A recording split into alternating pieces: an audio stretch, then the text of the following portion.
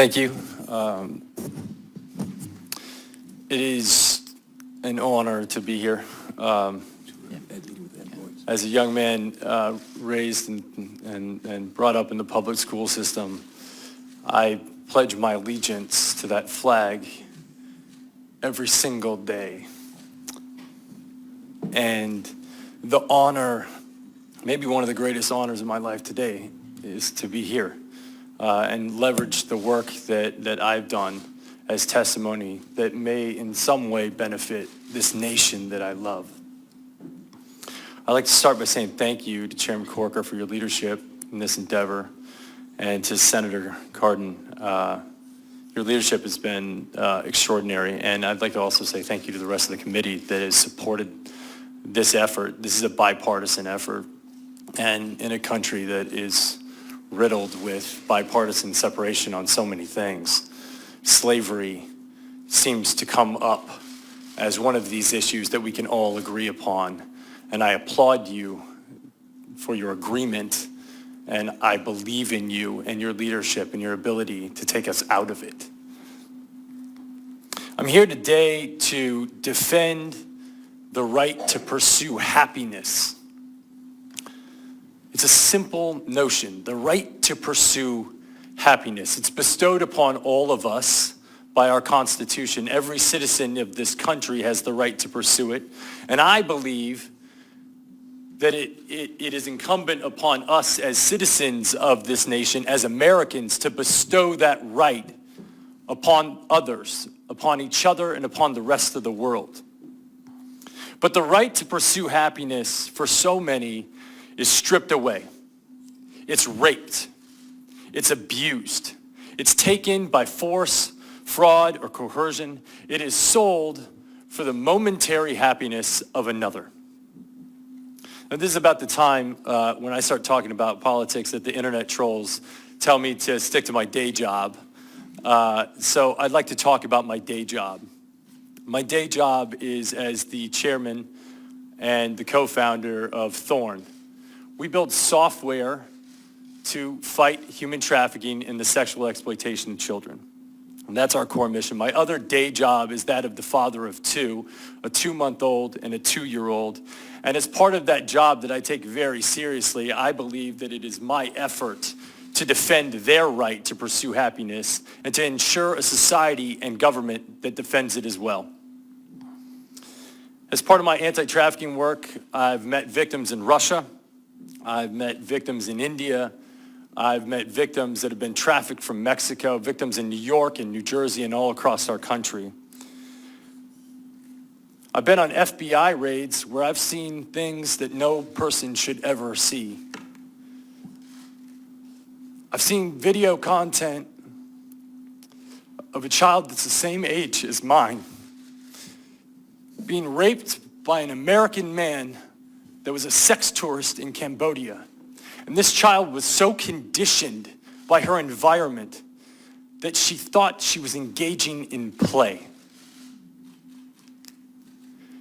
I've been on the other end of a phone call from my team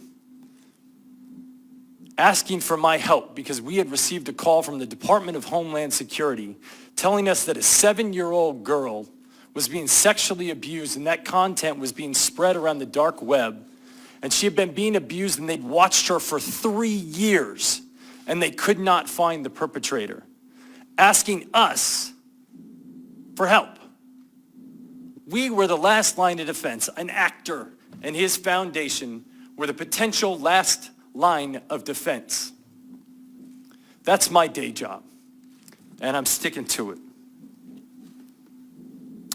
I'd like to tell you a story about a 15-year-old girl in Oakland. We'll call her Amy. Amy met a man online, started talking to him. A short while later, they met in person. Within hours, Amy was abused, raped, and forced into trafficking. She was sold for sex. And this isn't an isolated incident. There's not much that's unusual about it. The only unusual thing is that Amy was found and returned to her family within 3 days using the software that we created, a tool called Spotlight. And in an effort to protect its capacity over time, I won't give much detail about what it does, but it's a tool that can be used by law enforcement to prioritize their caseload. It's a neural net. It gets smarter over time. It gets better and it gets more efficient as people use it. And it's working. In 6 months, with 25% of our users reporting, we've identified over 6,000 trafficking victims, 2,000 of which are minors. This tool is in the hands of 4,000 law enforcement officials in 900 agencies. And we're reducing the investigation time by 60%. This tool is effective, it's efficient, it's nimble, it's better, it's smarter. Now, there's often a misconception about technology that in some way it is the generator of some evil, that it's creating job displacement, and that it enables violence and malice acts. But as an entrepreneur and as a venture capitalist in the technology field, I see technology as simply a tool without will. The will is the user of that technology, and I think it's an important distinction. An airplane is a tool. It's a piece of technology, and under the right hands, it's used for mass global transit, and under the wrong hands, it can be flown into buildings. Technology can be used to enable slavery, but it can also be used to disable slavery, and that's what we're doing. I alluded to a phone call that we got from the Department of Homeland Security about this girl that was being trafficked on the dark web. Now, it's interesting to note that the dark web was created in the mid-90s. It was a tool that was created by the Naval Research Lab called Tor, a tool with absolute purpose and positive intention for sharing intelligence communications anonymously. It's also been used to help people who are being disenfranchised by their government within political dissent in oppressive regimes. But on the other side, it's used for trafficking, for drug trafficking, for weapons trafficking, and for human trafficking. And it's also the warehouse for some of the most offensive child abuse images in the world. Now, when the Department of Homeland Security called us and asked for our help and asked if we had a tool, I had to say no. And it devastated me. It haunted me. Because for the next 3 months, I had to go to sleep every night and think about that little girl that was still being abused. And the fact that if I built the right thing, we could save her. So that's what we did. And now, if I got that phone call from Greg, wherever you're at, the answer would be yes. We've taken these investigation times of dark web material from 3 years down to what we believe can be 3 weeks. The tool is called Solus. Once again, I won't go into too much detail about the tool, but it's being used by 40 agencies across the world today in beta, and we believe that it's going to yield extraordinary results. And just like Spotlight, it gets smarter and more efficient and more cost-effective over time. So where do we go from here? What do we need? Obviously, we need money. We need financing in order to build these tools. Technology is expensive to build, but the beauty of technology is once you build the warehouse, it gets more efficient and more cost-effective over time. I might be able to present to you a government initiative where next year I come back and ask for less. And to me, that's like, it seems extraordinary. The technology we're building is efficient, it works, it's nimble, because traffickers change their modus operandi, and we can change ours as well, just as efficiently, if not more efficiently as they can. It's enduring, and it only gets smarter with time. We also are collecting data. We have KPIs. We actually understand that if we're delivering value, we increase our efforts in that area. If we're not delivering value, we shut it down. And it's a quantifiable solution. One of my mentors told me, don't go after this issue if you can't come up with a quantifiable solution. We can quantify it, and we can make the work that we're doing and the initiatives that you put forth accountable.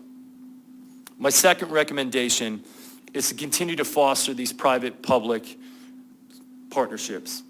Spotlight was only enabled by the McCain Institution and the full support of Cindy McCain, and a man that I find to be not only a war hero, but a hero to this issue, John McCain. It wasn't just created by them. There was extraordinary support from the private sector.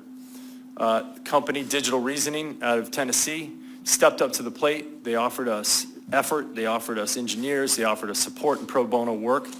We've had the support of companies that oftentimes war with each other, from Google to Microsoft to AWS to Facebook. And some of our other technology initiatives include many, many other private companies. It's vital to our success. These private-public partnerships are the key. The third thing I'd like to highlight is the pipeline. You know, we sit at the intersection of discovery of these victims, but the pipeline in and the pipeline out are just as vital and just as important, and addressing them are just as important. I'd like to highlight one thing in particular, that being the foster care system. There are 500,000 kids in foster care today.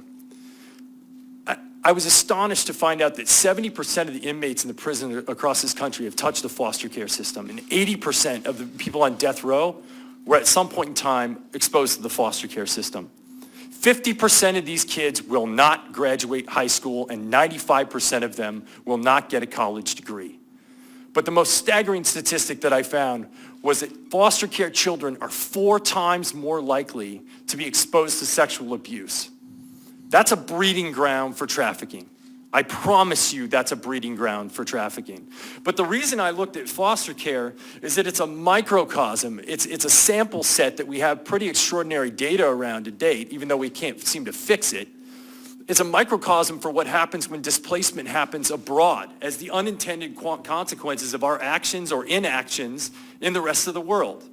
When people are left out, when they're neglected, when they're not supported, and when they're not given the love that they need to grow, it becomes an incubator for trafficking. And this refugee crisis, if we want to be serious about ending slavery, we cannot ignore it, and we cannot ignore our support for this issue in that space, because otherwise we're going to deal with it for years to come. The outbound pipeline. There's just not enough beds. The bottom line is, once someone is exposed to this level of abuse, it's a mental health issue. And there aren't enough beds, there's not enough support, and we have to have the resources on the other side. Otherwise, the recidivism rates are through the roof. It's astonishing, because when Maslow's hierarchy of needs are not being met, people resort to survival, and if this is their means of survival and the only source of love that they have in their life, that's what they go for. So we have to address the pipeline out, and we have to create support systems on the other end. It's not an entitlement, it's a demand to end slavery. My fourth and final recommendation is the bifurcation of sex trafficking and labor trafficking. They're both aberrations. They're both awful. They're both slavery, and they're both punitive, in fact. But the solution sets are highly differentiated. When you look at sex trafficking, a victim is most often present at the incident of commerce. And this provides an opportunity for drastic intervention. Whereas in labor trafficking, the victims are being hidden behind the manufacturers and the merchandisers. And it requires an entirely different set of legislation and proactivity and enforcement in order to shut it down. You know, there's a lot of rhetoric that's going on in the world right now about job creation in the United States. Well, if we want to create jobs in the United States, I would ask you to consider eliminating slavery from the pipelines of corporations, because a lot of that slavery is happening abroad. And if we ask those corporations under extreme pressure that if you don't change it, you are going to be penalized. And if you don't clean up that pipeline, it's going to mean trouble. And they're forced with two decisions. They can either clean up the pipeline abroad, or they can move the jobs to the United States of America, where they can be regulated and supported. Bringing jobs to America can be the consequence of doing the right thing, or it can be the consequence of doing the wrong thing. But that choice is up to you. Now, it's not lost on me that all of this disruption in our marketplaces is going to have economic backlash. Like, that is not lost on me at all. But I ask you, do you believe that Abraham Lincoln had to consider the economic backlash of shutting down the cotton fields in the South when he shut down slavery? Because I'm sure that weighed on his mind. You know, happiness can be given to no man. It must be earned. It must be earned through generosity and through purpose. But the right to pursue it, is every man's right.